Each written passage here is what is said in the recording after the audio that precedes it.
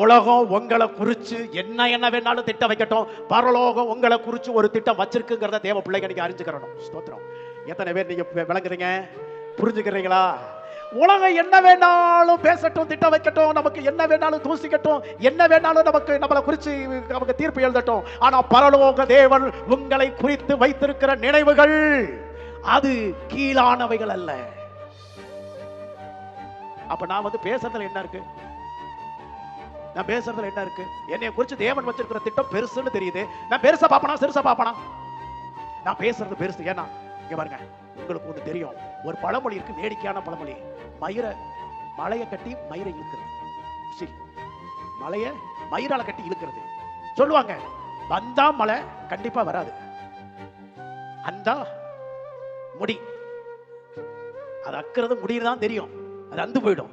ஆனா நம்ம விசுவாசம் அக்காது, அது தெரியும்ல.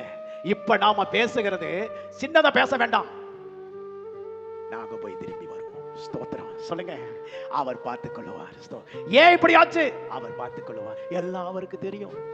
எல்லா தேவன் என்ன நடத்திக்கிட்டு இருக்கிறார். எல்லாத்துக்கும் ஒரு காரணம் இருக்கு. யோபு வாழ்க்கையில ஏயா நீ விழுந்து காலையில பலி செலுத்தினியே, நீ விழுந்து ஜெபம் பண்ணீங்க, நீ விழுந்து தேவனுடைய ஆலயத்துக்கு போனீங்க, பைபிளை தூக்கிட்டு கையை காலமா போனீங்க, உன் பிள்ளை செத்து போச்சு, உன் குடும்பத்துல எல்லாம் போச்சு, எல்லாம் அப்படி போச்சு. கர்த்தர் கொடுத்தார், கர்த்தர் எடுத்தார், கர்த்தருடைய பரிசுத்த நாமத்திற்கு ஸ்தோத்திரம். என்னையா இப்ப சொல்லிட்ட பொசுக்குன்னு? நீ வணங்கின கடவுள் தான் அடிச்சாரு. எல்லாத்துக்கும் காரணம் இருக்கும். எனக்கு தெரியாம இருக்கலாம். என் தேவன் அனுமதி இல்லாம இது என்கிட்ட வந்திருக்காரு. அவர் அனுமதிச்சு தான் வந்திருக்குது. அவர் அனுமதிச்சிருக்கிறார்னா எனக்கு ஏதோ ஒரு திட்டத்தை வச்சிருக்கிறாரு. அந்த திட்டத்தின் ரகசியம் இப்ப தெரியாது, எனக்கு பின்னாட்கள்ல தெரியும். காட்ஸ் பிளான்ங்கிறது அதுதான். கொஞ்ச நாள் கழிச்சு வரும் பொழுது அவனுடைய முன் நிலைமையை பார்க்கல பின் நிலைமை எப்படி இருந்ததா. இப்போ நான் கொஞ்ச நாளைக்கு முன்னால பேசுனேன். இப்ப யோபு கிட்ட போய் ஒரு கேள்வி கேட்கிறாங்க. இப்ப கேட்கிறாங்க என்னன்னா, முன்கூட்டியே யோபுவுக்கு பின்னாட்கள்ல இப்படி ஒரு ஆசீர்வாதம் வரப்போகுதுன்னா இதை இழக்க சம்மதிச்சிருப்பாரா இல்லையா?